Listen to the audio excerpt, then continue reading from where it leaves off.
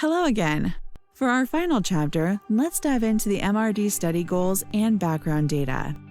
The MRD study is a Phase 2 multi-center trial that evaluates the safety, dosing, efficacy, and biological activity of adding IMNN-001 to the standard of care treatment for patients with stage 3C or 4 ovarian, primary peritoneal, or fallopian tube cancer who are undergoing neoadjuvant chemotherapy by doctor determination. The infusion of IMNN-001 could increase IL-12 concentration at tumor sites for several days after the drug administration. And this local boost could create a potent immune environment against tumor activity, stimulating immune cells to kill the tumor, and the combined use of cytotoxic chemotherapy may result in a more robust and durable anti-tumor response than chemotherapy alone. You may qualify for this study if you're a woman over 18, diagnosed or suspected to have stage 3 or 4 epithelial ovarian cancer, fallopian tube cancer, or peritoneal carcinoma, who has been recommended to undergo neoadjuvant chemotherapy per standard clinical determination by your oncology provider. Participants will be carefully randomized into a 1-to-1 ratio to the experimental and control arms. In other words, you have a 50-50 chance of being assigned either treatment regimen. Patients in the control group will receive the standard regimen of chemotherapy plus bevacizumab, and patients in the experimental group will receive chemotherapy plus bevacizumab plus IMNN-001, both according to previously designed protocols. In cases of BRCA-mutated, HRD-positive advanced ovarian cancer, olaparib is added in maintenance.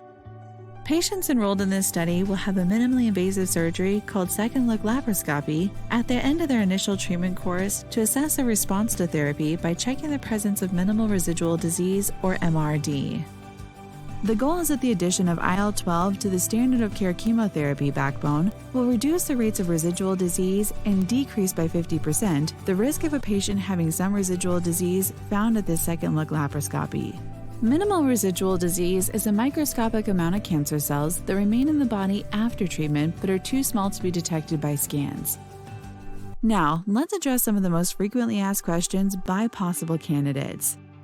What are my chances of getting the experimental arm, and who decides what arm I am on?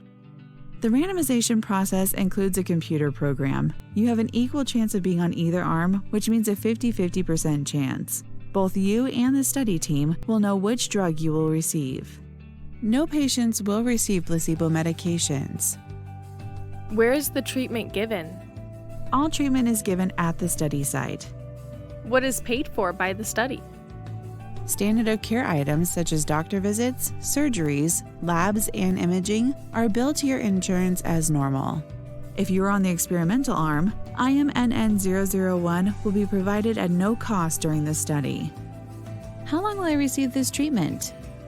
You will receive your assigned study drugs for 4 to 6 cycles before your standard surgery and 3 additional cycles after surgery. Each cycle is 21 days. After your second-look laparoscopy surgery, you will continue to receive study drugs for up to 18 cycles or 2 years depending on the drugs you receive. The study team members can review this information further with you. If you are eligible to participate in the MRD study or know someone who does, please contact our research team. For detailed information, you can visit clinicaltrials.gov and enter the keyword NCT 057-39981. We emphasize that your participation in this study could transform the future of treatment for ovarian cancer. Your valuable contribution carries significant weight. Thank you for joining us on this journey. Together with the participants of the MRD study, we forge ahead, bringing hope and progress.